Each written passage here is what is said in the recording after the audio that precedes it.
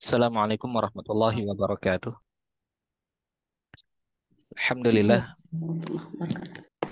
alhamdulillahirabbil alamin wa bihi nasta'inu ala umuri dunya waddin wa ala alihi wa ashabihi at-thayyibin at-tahirin.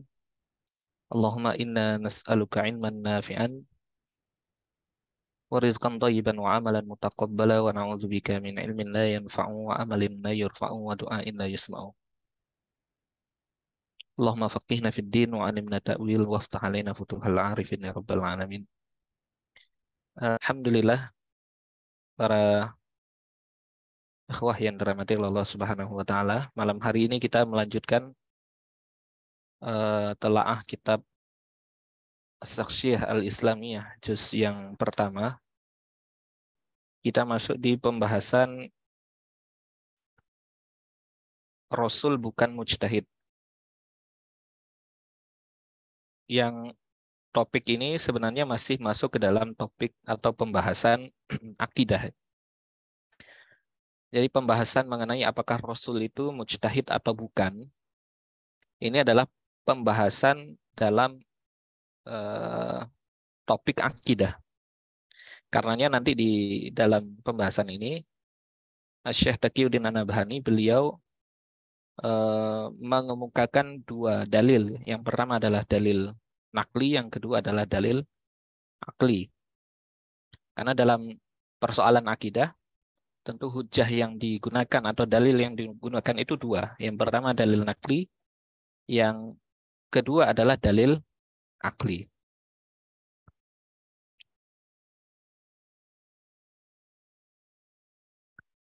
Saya nggak bisa share ini kayaknya.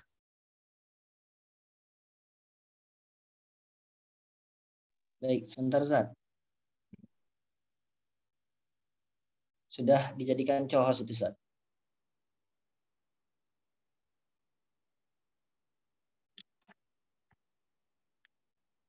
Ya, baik.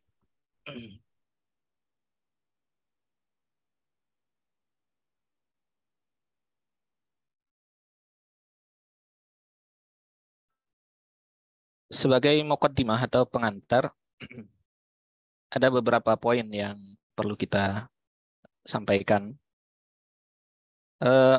Karena ini adalah menyinggung persoalan ijtihad ya. Maka kita bahas dulu secara sekilas ijtihad itu seperti apa gambarannya. Yang pertama adalah bahwa ijtihad ini dia adalah aktivitas menggali hukum atau aktivitas mengistinbat hukum dari dalil-dalil yang dhonni. Dalil yang dhonni ini baik itu dhonni subut maupun dhonni dilalahnya. Jadi tidak ada istilahnya ijtihad itu pada dalil yang qat'i, begitu ya.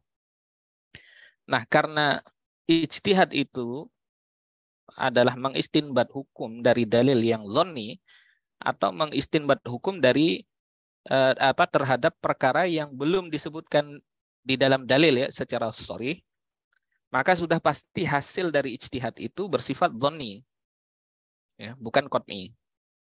Jadi hukum-hukum yang sifatnya ijtihadi yang digali oleh seorang mujtahid itu bersifat dhonni ya, tidak qat'i. Ya. Karena hukumnya itu bersifat dhonni, maka ada kemungkinan dia benar dan juga ada kemungkinan salah. Ya, karenanya di dalam hadis itu kan disebutkan apabila seorang hakim itu dia berijtihad, kalau ijtihadnya itu benar, maka dia mendapatkan dua pahala. Lahu ajroni, dia mendapatkan dua pahala. Wa idza akhta'a, kalau dia salah ya, falahu ajrun, maka dia hanya mendapatkan satu pahala saja. Au kama qala sallallahu alaihi wasallam. Nah, jadi ijtihad itu ada kemungkinan benar, ada kemungkinan salah. Ya, karenanya tidak boleh seorang mujtahid itu dia memastikan bahwa ijtihadnya itulah yang benar. Karenanya ada kaidah ya atau ucapan yang terkenal di kalangan a'immatus salaf bahwa apabila bisa jadi pendapatku ini benar, pendapat yang lain salah. Ya, atau sebaliknya pendapat orang lainnya itu benar, maka pendapatku bisa jadi salah. Nah, jadi para ulama atau para a'immatul mujtahidin itu mereka tidak pernah memastikan secara qat'i bahwa hukum yang digali mereka itu adalah hukum yang sudah pasti benar. Jadi ijtihad tidak boleh dilakukan pada dalil-dalil yang qat'i subut dan dilalahnya. Jadi tidak ada ijtihad pada perkara yang sudah disebutkan dalilnya secara qat'i. Ya, karenanya ada kaidah yang disebutkan oleh para ulama, la musagha lil ijtihadi fi mauridin nas. Tidak boleh ijtihad, tidak boleh ada ijtihad pada perkara yang terdapat nas padanya. Contoh misalnya ya, di dalam Al-Quran ada ketetapan mengenai kewajiban sholat. Allah mengatakan wa aqimis sholah. Ya, wa aqimis sholah. Dan dirikanlah sholat. Perintah itu kan perintah wajib. Berarti ada hukum yang digali dari ayat itu, yaitu wajibnya sholat, wujubus sholah. Ya. Ya, karena ada kaidah yang mengatakan al-amru yadullu talab. Itu disebutkan oleh Syekh Taqiyuddin di dalam Saksiyah 3. Al-amru yadullu ala talab. Bahwa perintah itu dia menunjukkan kepada tuntutan. Nah, talab itu ada dua. Ada talab yang sifatnya jazim, ada talab ghairu jazim. Nah, talab atau perintah atau tuntutan untuk mengerjakan sholat itu adalah talab jazim. Jadi perintah atau tuntutan yang sifatnya tegas. Karenanya kemudian disimpulkan bahwa hukumnya wajib. Dalilnya qat'i. Qat'i subut karena dia berasal dari Al-Quran. Al-Quran itu kan secara sumber dia qat'i. Yang kedua qat'i dilalah. Penunjukan maknanya qat'i. Karenanya tidak ada ulama yang mengatakan sholat 5 waktu tidak wajib. Karena sudah sangat jelas nasnya itu, penunjukan maknanya juga sangat jelas, sehingga tidak ada interpretasi lain kecuali bahwa ayat itu bicara tentang wujubus sholat, tentang kewajiban sholat. Karenanya tidak boleh beristihad dalam perkara apakah sholat itu wajib atau tidak, nggak boleh lagi kita beristihad. Kalau misalnya ada orang di zaman sekarang, dia beristihad kembali ya, mengenai apakah sholat 5 waktu itu wajib atau tidak, maka ijtihadnya itu wajib ditolak. Ya. Secara otomatis tertolak. Ya, kenapa? Karena dia telah melakukan ijtihad pada yang bukan wilayahnya. Ini bukan wilayah ijtihad. Nah, jadi kita bisa simpulkan bahwa ijtihad itu hanya pada wilayah yang dhonni atau dalilnya itu dhonni, sehingga hukum yang dihasilkan juga dhonni. Karena itu tidak boleh Rasul itu berijtihad. Nah, ini kaitannya dengan Rasul ya. Kenapa Rasul tidak boleh beristihad? Karena akan berpotensi menyampaikan hukum yang salah. Sementara Rasul itu maksum.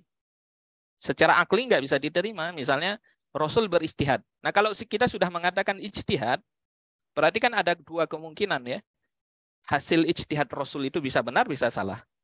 Berarti nanti kita akan mengatakan bahwa satu waktu Rasul itu beristihad dan ijtihad Rasul itu salah. Sementara beliau itu maksum. Jadi dalam tabligh risalah ya, dalam penyampaian risalah itu tidak boleh Rasul itu menyampaikan hukum yang salah. Karena itu bertentangan dengan ismah ya. Bertentangan dengan kemaksuman beliau sebagaimana telah kita bahas di perjumpaan sebelumnya. Ya. Nah, itu tidak mungkin. Ya. Apakah kalau kita mengatakan bahwa Rasul bukan mujtahid berarti beliau muqallid? Enggak. Nah, ini bukan persoalan mujtahid dan muqallid ya. Tetapi ini menunjukkan bahwa posisi Rasul itu di atas mujtahid. Jadi bukan maksud bahwasanya ketika Rasul itu dikatakan bukan mujtahid berarti merendahkan posisi beliau, tidak. Justru ini meninggikan ya posisi beliau ya. Artinya kita menempatkan posisi beliau pada tempatnya, menempatkan beliau pada tempatnya. Ya. Jadi jelas mujtahid tingkatannya di bawah beliau ya. Jadi kalau Rasul itu karena tugas beliau adalah menyampaikan wahyu, maka tidak mungkin beliau menyampaikan sesuatu yang salah. Sementara kita diperintahkan untuk mengikuti beliau. Ya, wa ma atakumur rasulu fakhudhuhu wa ma nahakum anhu fantahu. Dan apa yang diberikan oleh Rasul, apa yang diperintahkan oleh Rasul, maka ambillah. Dan apa yang dilarang, maka tinggalkanlah. Ini ayat yang menunjuk kepada kita bahwa ittiba'ur rasul, mengikuti rasul itu hukumnya. Kalau rasul salah dalam menyampaikan, berarti kita diperintahkan untuk mengikuti yang salah. Nah, ini kan sesuatu yang bertentangan dengan akal, ya. Secara akli tidak bisa diterima. Kemudian yang kedua, apa yang disampaikan oleh rasul semuanya wahyu. Nah, wahyu itu tidak mungkin salah. Karenanya ketika beliau menyampaikan wahyu, beliau tidak sedang beristihad, tapi beliau menyampaikan apa yang diberitakan oleh Allah kepada beliau. Jelas itu bukan ijtihad. Tapi itu adalah hukum yang sudah pasti benar. Gitu kan? Wahyu itu kan sudah pasti benar. Kita tidak bisa mengatakan ada wahyu yang salah. Nah, itu malah bertentangan dengan akidah. Ya, wahyu itu pasti benar. Jadi apa yang disampaikan oleh Rasul, semua yang disampaikan oleh beliau, baik ucapan beliau, perbuatan beliau, ataupun takrir, itu semuanya wahyu. Nah, ini Allah tegaskan di dalam surah Al-Anbiya ayat 45 ya. Allah mengatakan qul innama unzirukum bil wahyi. Katakanlah wahai Muhammad, sesungguhnya aku hanya memberi peringatan kepada kamu ya dengan wahyu. Jadi Nabi SAW itu memberikan peringatan kepada kita. Beliau posisinya sebagai al-munzir, orang yang memberikan peringatan. Nah, peringatan yang beliau berikan itu dengan wahyu, bukan dengan hawa nafsu beliau, ya, bukan dengan pendapat pribadi beliau, tapi semuanya wahyu. Ya.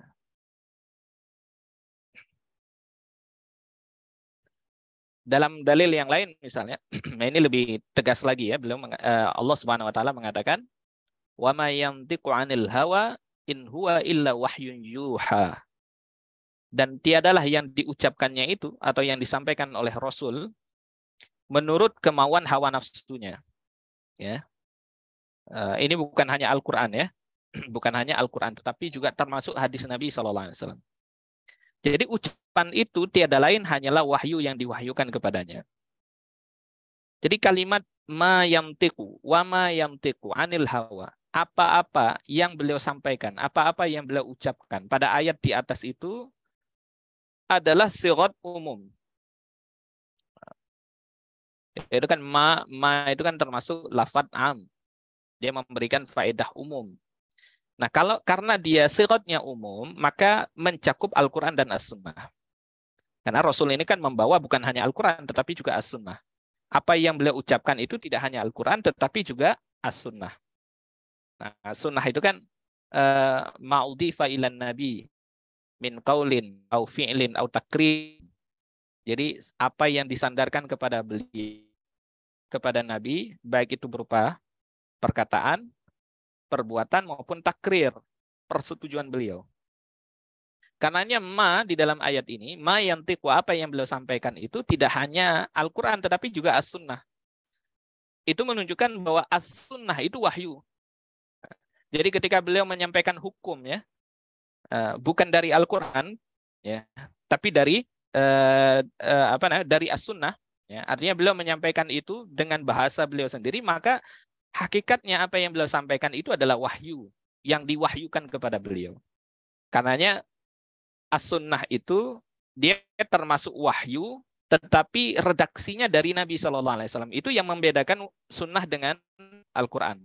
Kalau Al-Quran itu adalah wahyu, redaksinya, kalimatnya itu dari Allah Subhanahu Wa Taala. Rasulullah tidak ikut campur di dalam membangun redaksinya atau dalam menyusun redaksinya. Itu kalimatnya dari Allah. Tapi kalau As-Sunnah itu hakikatnya adalah wahyu. Apa yang diberitakan oleh Allah kepada beliau, tetapi dengan redaksi, dengan kalimat beliau sendiri. Jadi hakikatnya sama. Jadi makna ayat wa ma yantiqu 'anil hawa, artinya apa yang beliau ucapkan baik berupa Al-Quran maupun As-Sunnah, itu semuanya wahyu. Karenanya kita tidak mengatakan bahwa beliau ketika menyampaikan satu hukum, itu adalah ijtihad beliau. Ya. Karena ijtihad itu dia bisa sejalan dengan wahyu, bisa juga tidak. Ya. Namanya juga perkara yang dhonni kan. Kalau dhonni itu ada dua kemungkinan.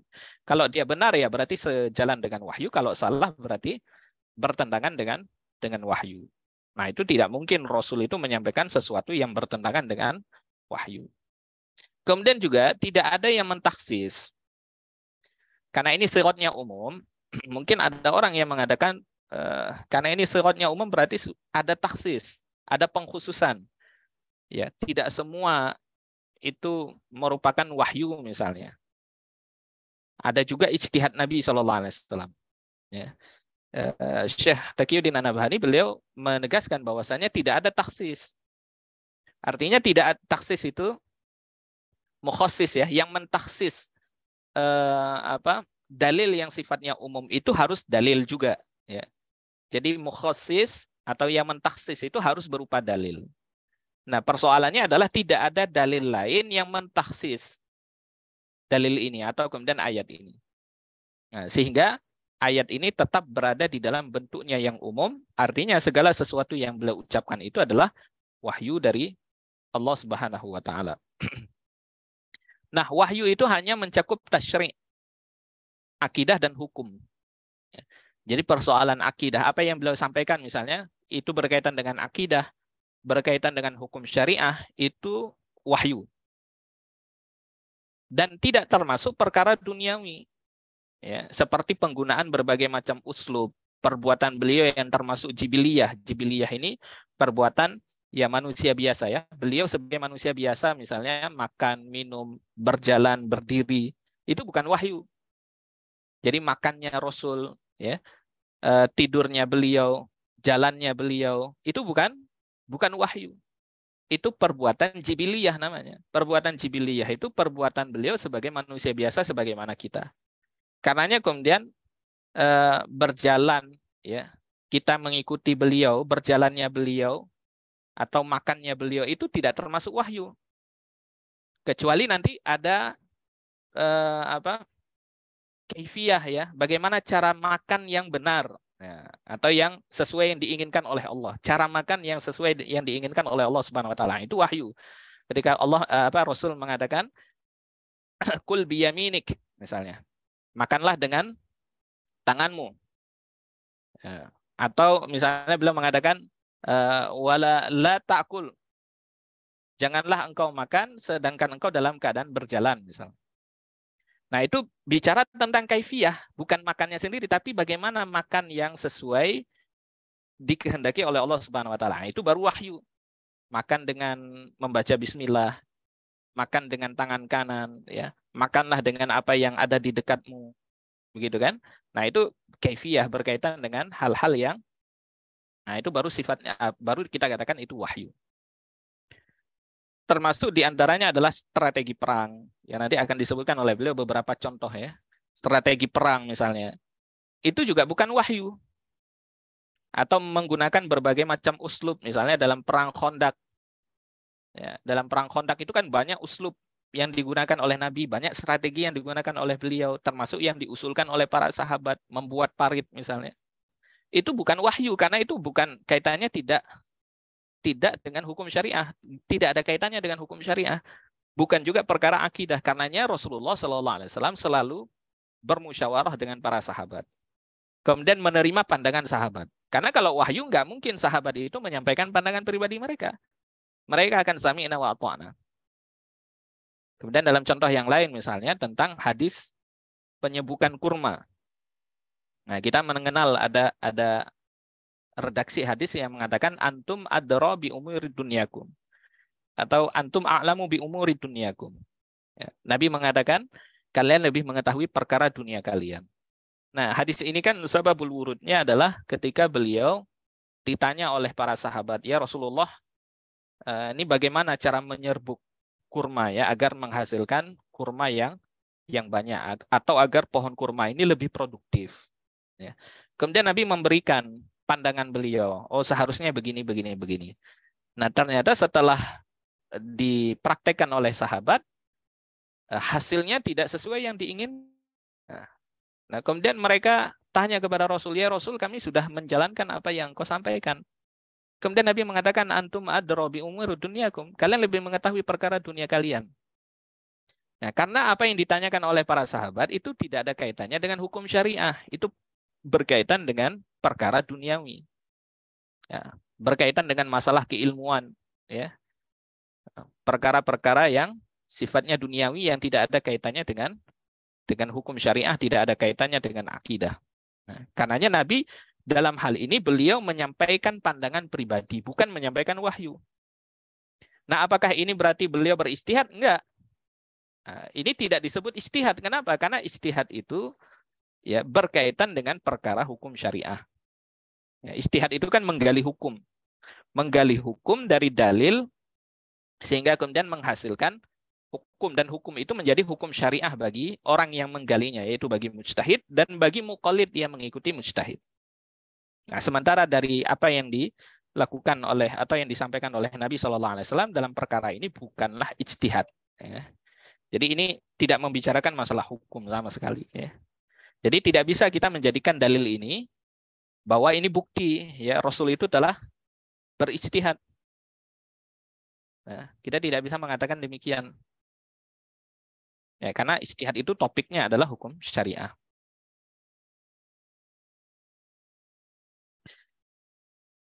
Kemudian beberapa perkara yang lain misalnya, kadangkala Rasul itu menunggu wahyu ya, atas pertanyaan atau masalah yang disampaikan kepada beliau. Jadi ketika ada sahabat bertanya ya tentang satu perkara, atau ketika ada satu masalah dihadapkan kepada beliau, kadang-kadang beliau tidak langsung menjawab. Nah, ini juga menjadi bukti bahwasanya beliau tidak boleh beristihad. Andaikan beliau boleh beristihad, maka tidak ada alasan bagi beliau untuk melambatkan jawaban. Tidak ada alasan bagi beliau untuk menunda-nunda jawaban. Kenapa beliau harus menunggu wahyu kalau beliau boleh beristihad?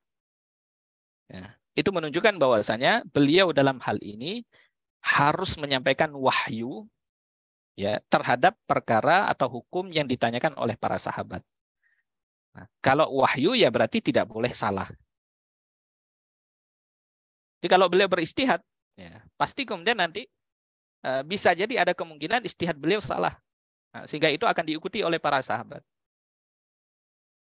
Jadi andaikan beliau boleh beristihad, maka beliau tidak perlu menunggu wahyu. Ya, tentu beliau akan beristihad dengan dalil-dalil yang sudah ada. Begitu juga dalam beberapa peristiwa misalnya. Ya, sahabat itu bertanya kepada Rasul atas pandangan beliau, apakah yang beliau sampaikan itu wahyu atau pendapat pribadi beliau. Nah, jadi sahabat misalnya dalam perang Badar misalnya ya, kan sahabat ada yang bertanya, ya Rasulullah, apakah ini wahyu? Nah, kalau bukan wahyu, maka mereka akan menyampaikan pandangan mereka. Nah, kadang-kadang Rasul mengatakan ini bukan wahyu. Ini masyuroh, ya, perkara yang bisa dimusyawarahkan. Maka sahabat akan menyampaikan pandangan-pandangan mereka. Andaikan Rasulullah itu beristihad, ya, sahabat itu nggak akan bertanya, ya Rasulullah, kami punya pandangan begini. Karena ini bukan perkara ijtihad, maka para sahabat hanya memastikan ini wahyu atau bukan. Kalau bukan wahyu, berarti selebihnya itu adalah pandangan pribadi beliau. Nah, ini beberapa contoh ya. Contoh beberapa hal yang disangka oleh sebagian orang bahwa Rasulullah SAW telah berijtihad ya.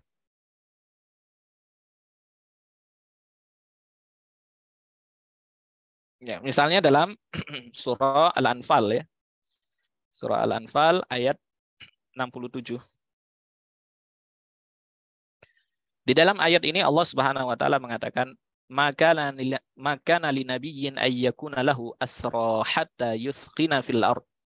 Turiduna 'aradad dunya wallahu yuridul akhirah wallahu azizun hakim.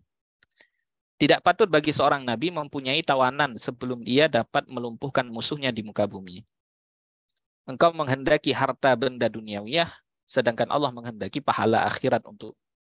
Dan Allah Maha Perkasa lagi Maha Bijaksana.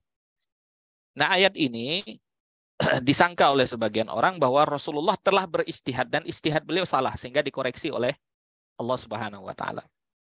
Ya, seakan-akan kan beliau ketika menawan musuh ya, tawanan musuh itu, beliau menawan musuh itu adalah istihad beliau. Seakan-akan bolehnya menawan musuh itu belum dijelaskan oleh Allah sebelumnya, sehingga beliau berijtihad. Nah, ketika ijtihad beliau itu salah, maka Allah mengoreksinya. Apakah kemudian pandangan semacam itu benar? Ternyata kata Syekh Taqiyuddin An-Nabhani bahwa ayat ini tidak menjelaskan bahwa Rasul telah beristihad dalam tawanan perang. Jadi ayat ini hanya menjelaskan perkara yang lebih layak bagi beliau. Apa yang seharusnya beliau lakukan. Atau perbuatan yang lebih baik daripada menawan musuh.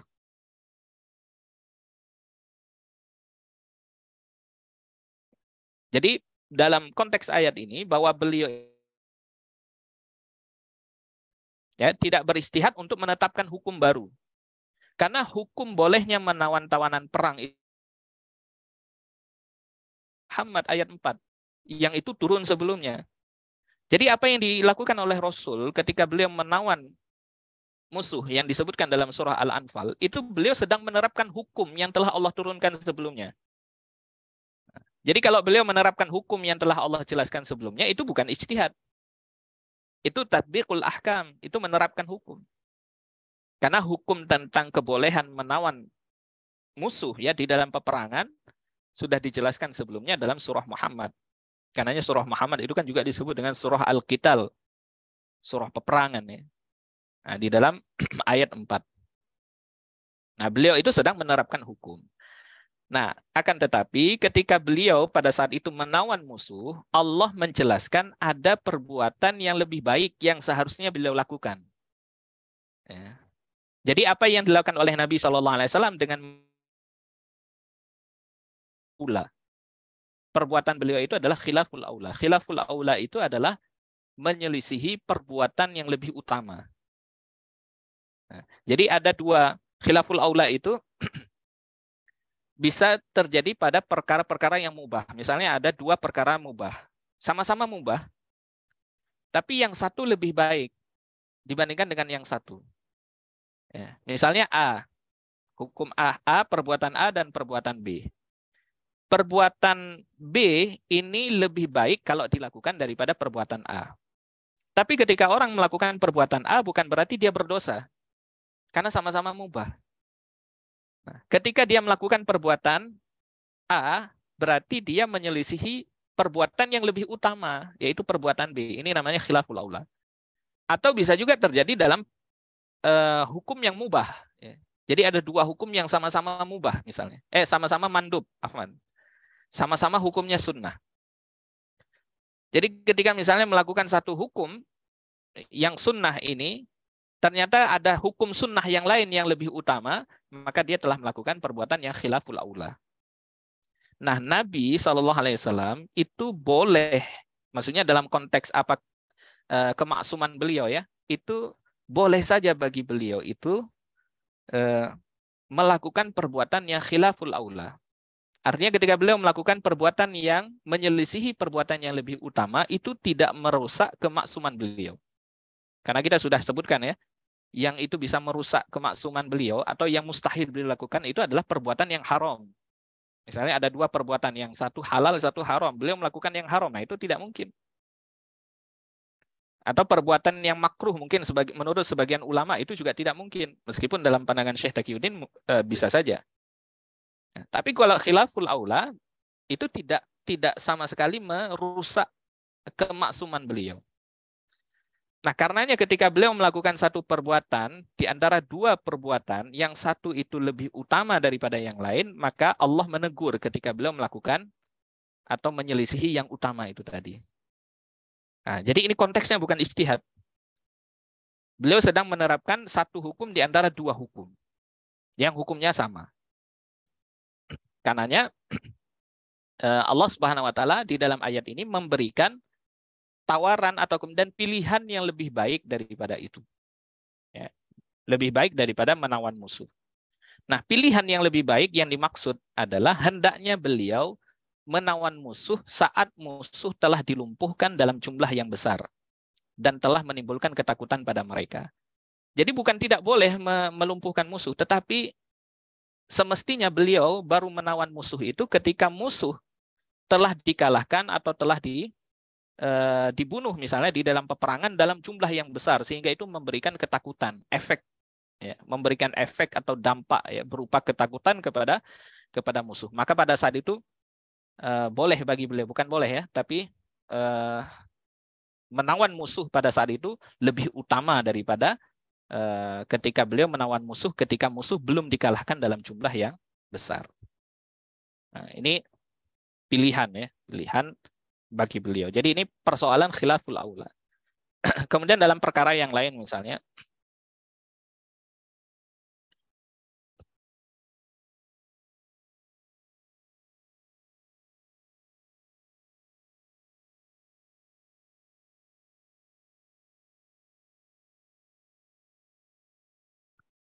dalam perkara yang lain misalnya dalam surah At-Taubah misalnya, ayat 43 ketika Allah mengatakan afallahu anka lima adzinta lahum hatta yattabayyana lakal ladzina shadaqu wa ta'lamal kadzibin. Semoga Allah memaafkanmu. Mengapa engkau memberikan izin kepada mereka untuk tidak pergi berperang? Sebelum jelas bagimu orang-orang yang benar dalam keuzurannya dan sebelum engkau mengetahui orang-orang yang berdusta. Ini surah At-Taubah ayat 43. Nah, ayat ini juga disangka oleh sebagian orang bahwa beliau telah salah dalam beristihad. Jadi istihad yang dimaksud itu adalah beliau memberikan izin kepada sebagian orang untuk tidak ikut berperang. Padahal itu bukan istihad beliau. Karena kebolehan memberikan izin kepada orang untuk tidak berjihad misalnya, itu adalah hukum yang telah Allah turunkan sebelumnya. Jadi kebolehan memberikan izin, jadi hak kebolehan memberikan izin kepada orang yang untuk tidak pergi berperang itu ada pada Rasul.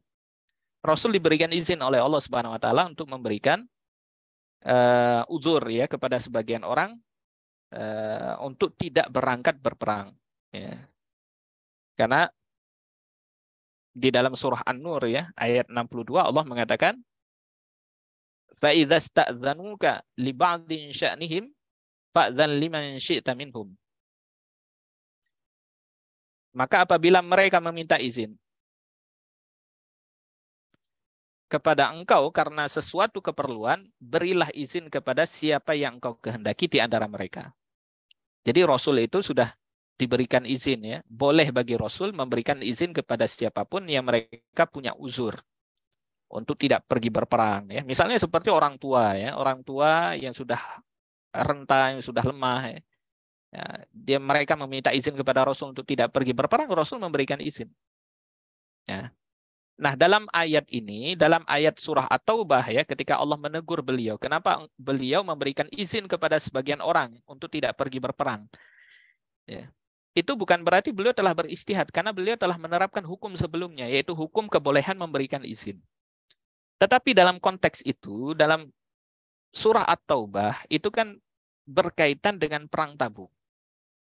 Perang Tabuk itu perang di mana kemudian kaum muslimin itu membutuhkan jumlah pasukan yang banyak, membutuhkan logistik yang banyak. Karena yang dihadapi adalah pasukan Romawi. Meskipun tidak terjadi peperangan kan pada akhirnya. Nah, pada perang Tabuk ya, itu semestinya Rasul tidak memberikan izin kepada orang-orang yang meminta izin, karena yang meminta izin ini adalah orang-orang munafik. Kenapa? Karena seharusnya mereka berangkat berperang itu untuk membuktikan apakah iman mereka benar atau tidak. Nah, Allah memberikan pilihan yang lebih baik. Meskipun boleh bagi Rasul itu untuk memberikan izin kepada mereka, tetapi Allah memberikan pilihan yang lebih baik. Hendaknya tidak diberikan izin. Yang lebih baik adalah tidak memberikan izin kepada mereka. Karena perang Tabuk itu adalah perang di mana kemudian kaum muslimin itu membutuhkan banyak jumlah pasukan, yang membutuhkan banyak logistik. Kemudian juga sebagai pembuktian bagi sebagian orang ya, termasuk orang munafik ya, apakah iman mereka benar atau tidak.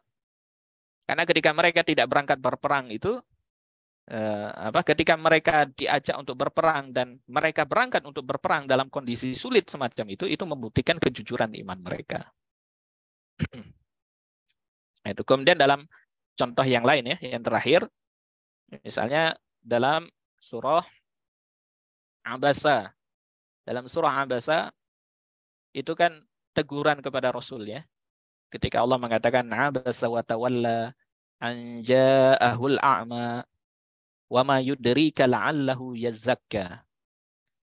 Abasa wa tawalla. Abasa, beliau bermuka masam dan memalingkan wajah beliau. Ayat ini kan turun ketika Rasulullah SAW pada saat itu sedang berada di di rumah beliau, dan saat itu ada beberapa elit Quraisy, ada beberapa pemuka Quraisy ya, seperti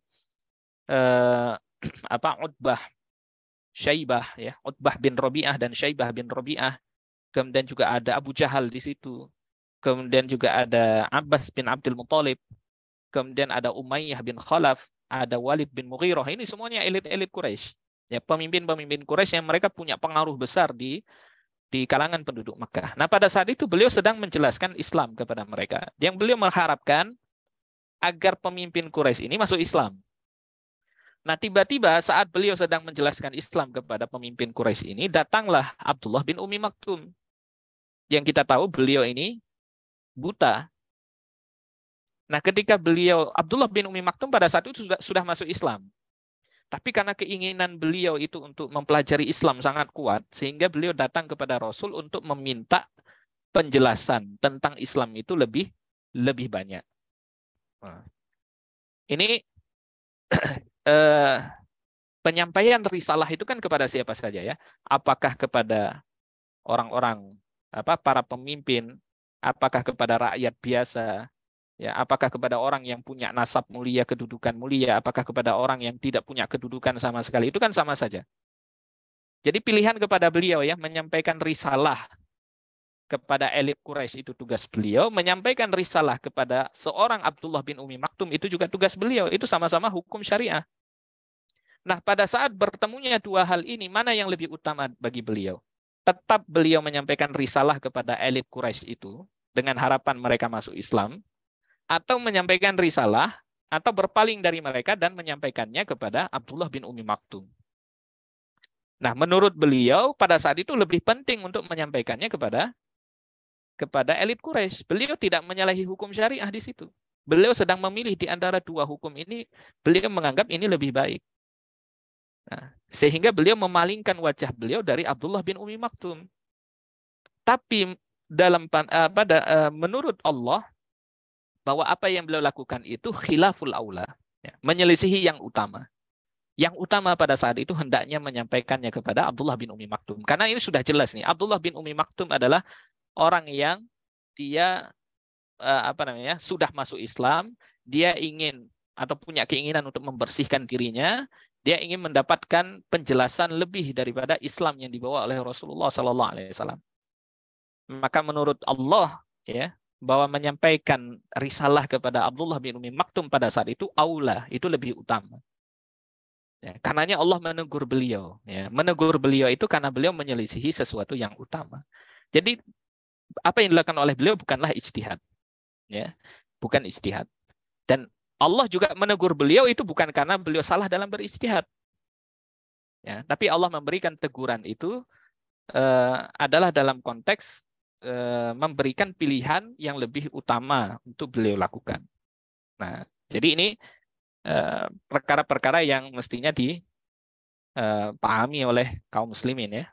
Maka dengan demikian bahwa Rasulullah SAW itu sepanjang hidup beliau tidak pernah berijtihad. Jadi apa yang beliau lakukan ya, yang beliau jelaskan dalam persoalan akidah, hukum syariah ya, itu semuanya wahyu. Bukan ijtihad beliau, tapi wahyu. Yang itu tidak mungkin salah. Ya. Jadi wahyu yang disampaikan oleh beliau yang semuanya sumbernya daripada Allah Subhanahu wa taala. Nah, adapun yang tidak berkaitan dengan hukum syariah, tidak berkaitan dengan akidah, tidak berkaitan dengan tasyri', misalnya dalam konteks atau dalam persoalan duniawi ya, penggunaan uslub atau strategi perang, maka di situ tidak disebut ijtihad. Nah, beliau boleh saja menyampaikan pandangan pribadi beliau, tapi tidak disebut ijtihad. Karena bukan bicara tentang hukum syariah. Karenanya kemudian para sahabat itu mereka juga menyampaikan pandangan mereka. Karena mereka tahu bahwa ini bukan hukum syariah. Sehingga boleh menyelisihi Rasul dalam hal itu. Makanya kenapa mereka bertanya apakah ini wahyu atau tidak. Nah, ketika Rasul mengatakan ini bukan wahyu, nah, makanya para sahabat itu mereka berani untuk menyampaikan pandangan mereka. Nah, kalau ijtihad itu kan sudah pasti hukum syariah. Nah, para sahabat nggak mungkin mereka akan menyelisihi Rasul. Nah, ini berkaitan dengan ismah ya, berkaitan dengan ismah. Nah, jadi tidak mungkin Rasul itu beristihad sehingga ada potensi salah. Kalau salah berarti nanti akan apa? Menjadikan beliau itu tidak maksum. Padahal kita tahu bahwa beliau dan seluruh para nabi itu adalah maksum. Beliau selamat daripada kesalahan di dalam penyampaian risalah. Nah, jadi kalau menyelisihi yang utama itu boleh saja. Jadi secara akli boleh saja beliau melakukan perbuatan yang khilaful aula.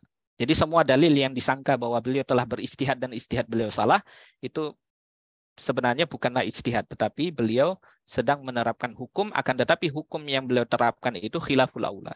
Karena ada hukum yang lebih utama daripada apa yang beliau lakukan. Wallahu alam bishawab, barangkali mungkin ini yang bisa kita bahas di pertemuan malam hari ini. Saya kembalikan ke Akhuna Mirza. Wallahu alam bishawab.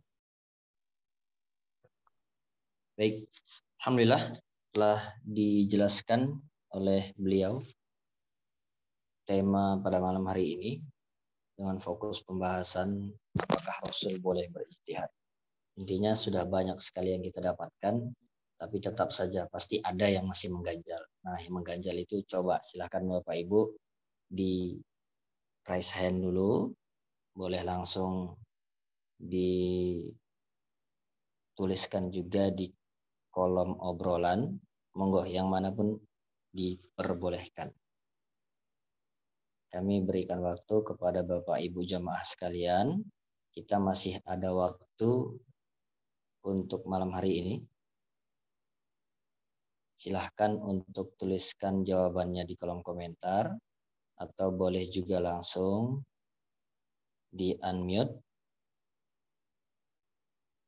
Ini banyak sekali nih pesertanya.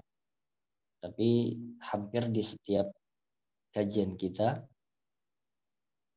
didominasi oleh ibu-ibu nih sepertinya Tat. Masya Allah. Ini ibu-ibu minat belajarnya itu sangat tinggi seperti. Ini bapak-bapak karena mungkin capek seharian dari pagi sampai sore, jadi malamnya itu udahlah ibu aja lah yang belajar, nanti kasih tahu bapak gitu. Masya Allah. Silakan Bapak Ibu yang sudah punya pertanyaan, monggo dituliskan atau monggo langsung di unmute.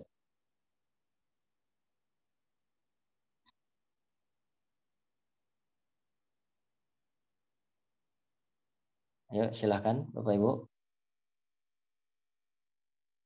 Ini sepertinya ada yang lagi masak, ada yang lagi sambil ngomong anak. Kalau nggak ada dicukupkan. Iya, baik. Sepertinya sudah pada paham semua ini, Insya Allah. Kalau memang tidak ada pertanyaannya, tapi biasanya ada nih. Ustaz. Ada nih, di Yes. ujung-ujung ada nih, Tat. Ya, silakan. Ibu Nining. Ya. Ibu Nining Salimah. Ya, Assalamualaikum warahmatullahi wabarakatuh. Izin bertanya Ustadz, kalau buka di kitab Saksiyah Islamiyah Jilid 1 itu, ada satu lagi, sepertinya kalau mudah-mudahan saya nggak, karena tidak mendengar ya. Ada salah satu ayat lagi yang sering dijadikan dalil bahwa Rasulullah beristihad itu yang terkait larangan untuk menyolatkan orang munafik. Itu boleh dijelaskan nggak Ustadz? Kalau 3 contoh ayat yang lainnya itu kan terkait dengan khilaful aula ya. Kalau yang di surat apa nih? At-Taubah 84 ya. Kalau berkenan Ustadz mohon pencerahannya. Syukran. Afwan Ibu, terima kasih sudah mau bertanya kepada Ustadz. Boleh langsung dijawab Ustadz. Jadi kalau ada yang lain mungkin silahkan biar sekalian. Ini ada yang mau bertanya tapi masih ditulis pertanyaan. Pertanyaannya masih ditulis nih Ustadz. Jadi sepertinya yang Bu Nining saja dulu Ustadz.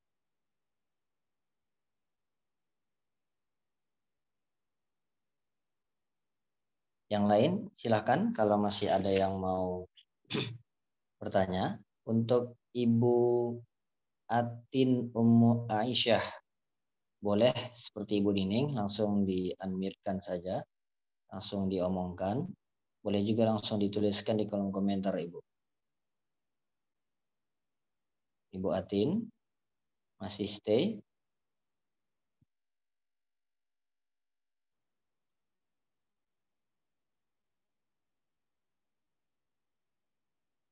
Pak Herman Basir mungkin ada pertanyaan?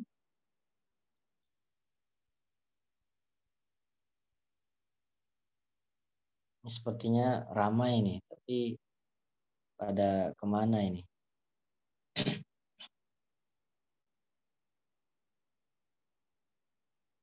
Bu Hajah Suryati mungkin punya pertanyaan, monggo Ibu sampaikan. Ya baca dulu Ustaz. Dari Ibu Atin Ummu Aisyah. Bagaimana pandangan Islam terhadap pasien yang nyawanya terbantu dengan ventilator? Oh ini rada di luar materi kita pada malam hari ini. Tapi kalau memang Ustadz berkenan untuk menjawabnya nanti kita lihat nanti ya Ibu Atin ya. Ada juga pertanyaan dari Pak Azhar. Assalamualaikum. Jadi apakah orang yang tetap meyakini bahwa Nabi juga mujtahid terkategori muslim atau sudah murtad Ustaz? Jadi ada 3 pertanyaan. Dari Ibu Atin tadi, pertanyaan terkait dengan dalil yang juga tertera di dalam kitab Syakhsiyah Islamiyah. Baik. Bagaimana penjelasannya? Kemudian Baik. ada pertanyaan dari Pak Azhar. Apakah orang yang meyakini bahwa Rasul itu mujtahid terkategori muslim atau tidak? Kemudian juga ada dari Ibu Atin. Monggo Ustaz, mau yang mana dulu untuk dijawab? Ya, yang pertama tadi ya, berkaitan Dari dengan Ibu Atin.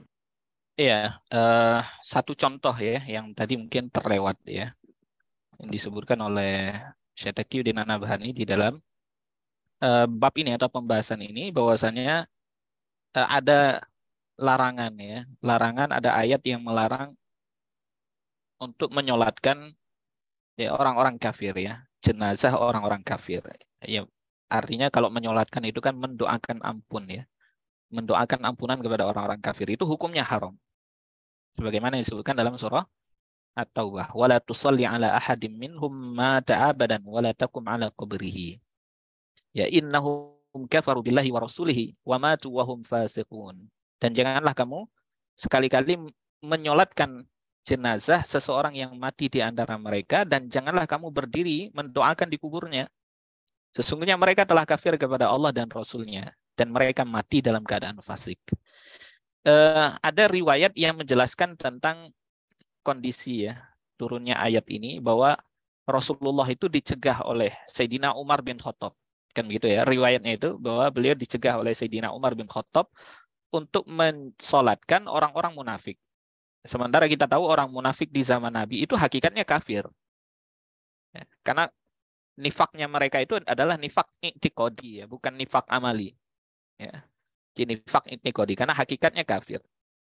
Nah, ketika Sayyidina Umar mencegah Rasulullah, ya, itu kan seolah-olah bahwa Rasul beristihad di situ ya, bahwa beliau beristihad bolehnya mensolatkan jenazah orang-orang kafir, yaitu orang-orang munafik, sehingga dicegah oleh Sayyidina Umar bin Khattab. Apakah kemudian berarti dalam perkara itu Rasulullah SAW itu telah beristihad dan melahirkan hukum baru? Nah, ternyata apa yang disebutkan oleh beliau di dalam kitab ini, riwayat yang menyebutkan atau menceritakan hal yang demikian itu secara diroyah itu bertentangan dengan berbagai macam ayat. Nah, jadi secara diroyah itu bertentangan dengan berbagai macam ayat, karena nggak mungkin Rasulullah SAW melakukan sesuatu atau tindakan yang bertentangan dengan wahyu. Karena Rasul tahu bahwasanya menyolatkan orang yang wafat atau orang yang mati dalam keadaan kafir itu hukumnya haram. Ya, karenanya beliau di sini menolak ya riwayat itu. Ya. Dan riwayat itu kan yang memperjelaskan atau yang menceritakan bahwa Rasulullah SAW hendak mensolatkan jenazah orang-orang munafik. Nah, ternyata secara diroyah itu bertentangan dengan berbagai macam ayat. Ya, dengan berbagai macam ayat, karena nggak mungkin Rasulullah SAW menyelisihi ayat yang sudah jelas yang menceritakan tentang keharuman mensolatkan jenazah orang-orang kafir. Karenanya riwayat itu tertolak secara diroyah, ya, bukan secara riwayat, tetapi secara diroyah. Artinya secara matan itu tertolak. Nah, ini yang disebutkan oleh beliau di dalam pembahasan ini, sehingga ini juga tidak bisa menjadi dalil. Jadi riwayat itu juga tidak bisa menjadi dalil bahwa beliau telah berijtihad, gitu ya. Saya kira itu ya penjelasan ringkasnya seperti itu. Wallahu a'lam bishawab. Saya langsung tadi ya ke beberapa pertanyaan. Ke pertanyaan Pak Azhar tadi yang masih berkaitan dengan tema. Ya. Berarti apakah orang yang tetap meyakini bahwa Nabi juga mujtahid terkategori muslim atau sudah murtad? Kita tidak bisa mengatakan bahwa mereka telah murtad karena perbedaan dalam menentukan apakah beliau mujtahid atau tidak ini kan ini perbedaan yang sifatnya ijtihadiyah. Ijtihadiyah itu begini, ayat-ayat yang kita sebutkan tadi, ya, berbagai macam contoh ayat yang dikritik oleh Syekh Taqiyuddin An-Nabhani, ini kan disangka atau kemudian diinterpretasi oleh sebagian orang bahwa Rasulullah telah berijtihad di situ dan beliau salah dalam berijtihad. Sementara yang dicermati oleh Syekh Taqiyuddin An-Nabhani, ayat itu bicara bukan tentang kesalahan ijtihad beliau, tetapi beliau telah melakukan perbuatan yang khilaful aula. Nah, jadi beda cara pandang ya. Beda dalam melihat ayat tadi yang sama-sama dijadikan dalil. Jadi ayat yang kita sebutkan tadi itu dijadikan dalil oleh sebagian orang untuk membuktikan bahwa Rasul telah berijtihad sehingga kemudian beliau disebut mujtahid. Nah, tapi Syekh Taqiyuddin An-Nabhani melihat bahwa ayat itu tidak membicarakan ijtihadnya Rasul, tetapi sedang membicarakan kesalahan atau kemudian Rasul melakukan perbuatan yang tidak prioritas. Artinya perbuatan yang khilaful aula.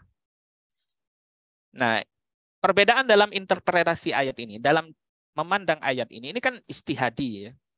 Ijtihadi. Nah, kalau masalahnya seperti ini ya kita tidak bisa mengatakan bahwa mereka murtad. Kenapa? Karena pandangan mereka yang mengatakan bahwa Rasul itu mujtahid itu berdiri atau tegak di atas dalil. Sekalipun pendapat itu lemah, kita tetap mengatakan itu ra'yun islami. Ya, pendapat islami. Nah, kapan seseorang itu bisa dianggap dia murtad? Ya, ketika misalnya kita mengatakan atau ada orang yang mengatakan bahwa Rasulullah dalam beberapa perkara menyelisihi wahyu, secara terang-terangan menyelisihi wahyu. Nah, itu nggak mungkin. Nah, itu justru bertentangan dengan dalil yang qat'i. Rasulullah telah berijtihad dalam perkara yang qat'i misalnya, itu kan mustahil. Nah, saya rasa seperti itu ya. Berkaitan dengan pertanyaan dari Pak Azhar. Iya. Ada lagi tadi ya? Ada pertanyaan tapi berbeda dari materi kita pada malam hari ini. Ada melenceng Ustaz. Dari Ibu Atin. Dari Ibu Atin, bagaimana pandangan Islam terkait dengan pasien yang nyawanya terbantu dengan ventilator? Apakah mau dijawab atau bagaimana Ustaz? Pertanyaannya apa? Saya nggak bisa menangkap ya. Maksudnya yang ditanyakan persoalan apanya? Nah, ini bentuk pertanyaannya juga masih terlalu ini. Mungkin bisa lebih spesifik ya? Ya, terhadap ini Ustaz ya, Bismillahirrahmanirrahim. Ya, Assalamualaikum. Ya, Assalamualaikum warahmatullahi wabarakatuh. Ini ada jamaah saya Ustadz yang sudah lebih kurang 2 bulan di rumah sakit ya. Nah, terakhir hidupnya itu di rumah sakit itu pakai ventilator terus. Kalau ventilator dicabut itu dia meninggal gitu lah Ustadz. Karena memang nggak bisa berkomunikasi lagi, nggak bisa nggak bisa mengenal lagi gitu loh. sudah memejamkan Sudah mata koma aja. ya. Iya. Keluarganya yang apa gitu. Jadi saya bilang mungkin nggak dibawa ke rumah, nggak mungkin Ustazah, karena kita harus beli alat, sedangkan alatnya itu harganya 100 juta gitu. Iya, iya. Jadi bagaimana ya, apa yang mesti saya sarankan ke mereka gitu? Ya, Ya, terima kasih Ibu. Lanjut Ustaz. Ini kan berkaitan dengan berobat ya, atau ikhtiar dalam berobat ya. Tentu ikhtiar itu sampai ke batas maksimal yang bisa kita upayakan. Kita menolong orang ya, atau menolong keluarga kita yang kritis atau koma misalnya di rumah sakit. Tentu kita mengupayakan semaksimal yang bisa kita upayakan. Nah, kita tidak bisa mengatakan bahwasanya kalau misalnya dibawa pulang itu sudah pasti mati atau sudah pasti meninggal kan, karena meninggal atau tidaknya pasien itu kan semuanya di tangan Allah. Ya, meninggalnya seseorang sebabnya karena ajal. Nah, kita tidak bisa memastikan meskipun dalam diagnosa dokter itu pasien akan meninggal kalau nggak pakai ventilator. Ya, menurut hukum medis kan begitu. Nah, ketika kita tidak mampu lagi misalnya karena terbatas biaya ya, itu kan pasti membutuhkan biaya yang besar. Ketika keluarga sudah tidak mampu lagi ya untuk meneruskan ya pengobatannya atau kemudian untuk meneruskan proses medis semacam itu karena terhalang dengan biaya, ya maka silahkan dibawa pulang ya. Apakah kemudian berdosa? Enggak, karena keluarga sudah memaksimalkan semampu yang mereka bisa. Nah, selebihnya itu serahkan kepada Allah Subhanahu wa taala. Karena Allah lah yang tahu mana yang terbaik bagi hambanya. Kalau kemudian sembuh misalnya, itu terjadi atas kuasa Allah. Kalau meninggal itu juga terjadi atas kehendak Allah. Nah, kan nggak ada yang bisa diupayakan lagi kan kalau sudah semuanya pakai ventilator. Nggak ada upaya medis lain yang bisa dilakukan lebih daripada itu. Kemudian juga keluarga juga terbatas kemampuannya, tidak mungkin selama-lamanya pasien berada di situ. Nah, silakan dibawa pulang. Nah, itu kan berarti keluarga sudah melakukan ikhtiar semaksimal mungkin. Jadi pilihan kembali kepada keluarga, mau meneruskan atau kemudian membawa pulang. Ya. Baik, syukran Ustaz untuk Ibu Atin. Sepertinya sudah terjawab ya. Jika nanti ada pertanyaan lanjutan, boleh dituliskan di kolom komentar atau boleh nanti langsung japri ke admin yang ada di grup. Jika itu berlainan dengan tema kita pada malam hari ini. Baik Ustaz, ini ada pertanyaan dari jamaah yang lain. Dari Ibu Ina, ini juga beda nih Ustaz pembahasannya terkait dengan pandangan Islam soal kasus Al-Zaitun yang menyatakan bahwa beliau itu berijtihad mengikuti Bung Karno. Itu bagaimana Ustaz? Apakah mau dijawab atau bagaimana Ustaz? Iya, mungkin nanti lebih detail di pembahasan tentang mujtahid ya, ijtihad dan taklid ya. Tapi secara ringkas begini, siapa saja boleh berijtihad ya. Asalkan sudah memenuhi syarat. Syekh Taqiyuddin An-Nabhani ini mengikuti atau punya pandangan dan juga mengikuti pandangan sebagian para ulama bahwa pintu ijtihad itu tidak pernah tertutup. Ya, sebagaimana pandangannya Al-Imam As-Suyuti ya. Kemudian pandangannya Imam Asy-Syaukani, kemudian pandangannya As-Said Ahmad Al-Ghumari, ya. Termasuk Syekh Taqiyuddin An-Nabhani sendiri mengatakan bahwasanya ijtihad itu tidak pernah tertutup. Karena ijtihad itu adalah kebutuhan zaman. Setiap zaman itu pasti ada masalah-masalah yang berbeda yang itu tidak pernah muncul di zaman salaf dulu. Sehingga kebutuhan kepada mujtahid itu adalah sesuatu yang mutlak. Karenanya tidak pernah tertutup. Ya, pintu ijtihad itu selalu terbuka, tapi persoalannya terbuka bagi siapa? Bagi mereka yang telah memenuhi syarat.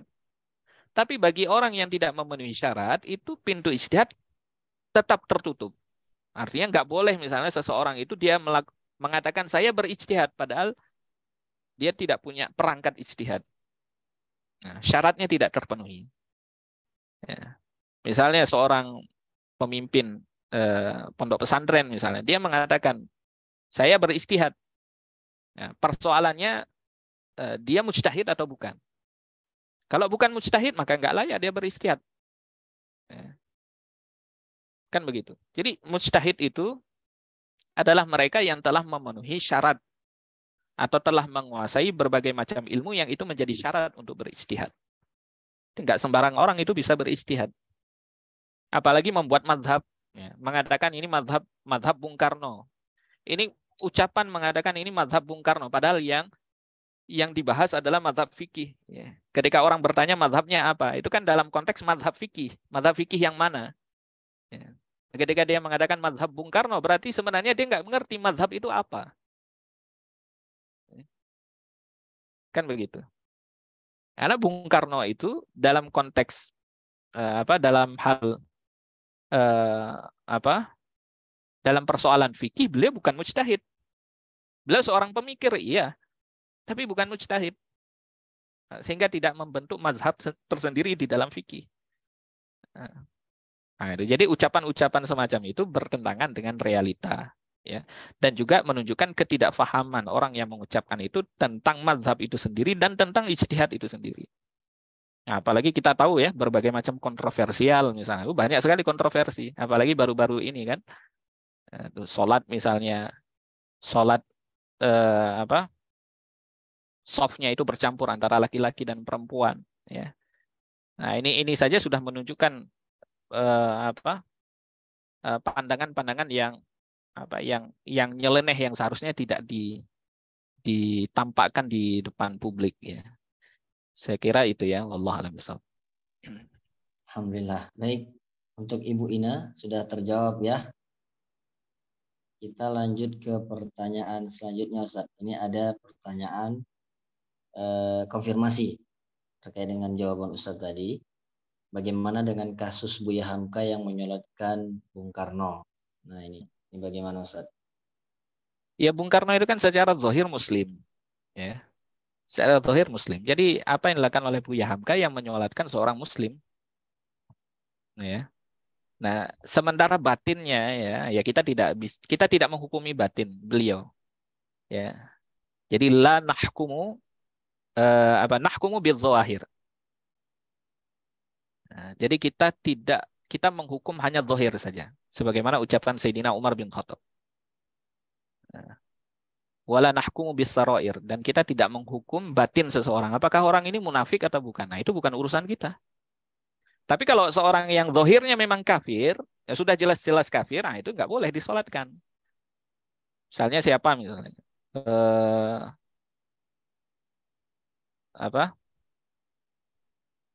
Presiden Amerika misalnya ya. George Bush misalnya, udah jelas kafir. Nah, boleh nggak disolatkan? Nggak boleh. Nah, tapi kalau orang yang zahirnya itu dia Muslim dan dia mengatakan bahwa saya Muslim, apakah dia sholat? Sholat. Nah, maka kita hukumi dia Muslim. Kalau dia meninggal maka kita sholatkan, ya, kita kafankan, kita mandikan, kita kafankan, kita sholatkan, dan kita kuburkan di kuburan Muslim. Sementara hakikatnya apa, ya batinnya apa, apakah kemudian dia munafik atau tidak, nah itu kita serahkan kepada Allah Subhanahu Wa Taala. Jadi apa yang dilakukan oleh Buya Hamka ya sudah tepat ya. Ya, Allah a'lam bishawab.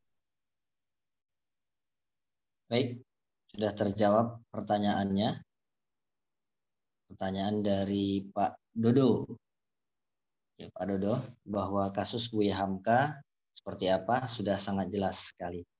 Kemudian ada pertanyaan dari Ibu Hasnah Johan. Beliau bertanya Ustaz tentang kisah Nabi yang menyuapi seorang pengemis Yahudi. Apakah benar adanya dan apakah termasuk perbuatan atau akhlak Nabi yang patut diteladani? Syukran Ustaz. Ini berkaitan dengan jibiliyah tadi atau wahyu Ustaz. Iya.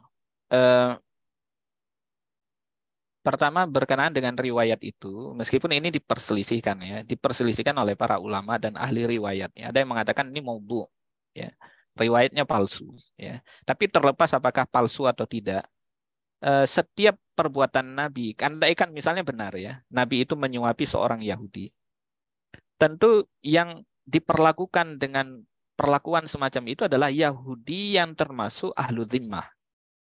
Ahlu dhimmi ya. Di Yahudi atau orang-orang kafir yang tidak memusuhi Islam. Karena Nabi banyak interaksi muamalah dengan Yahudi itu biasa.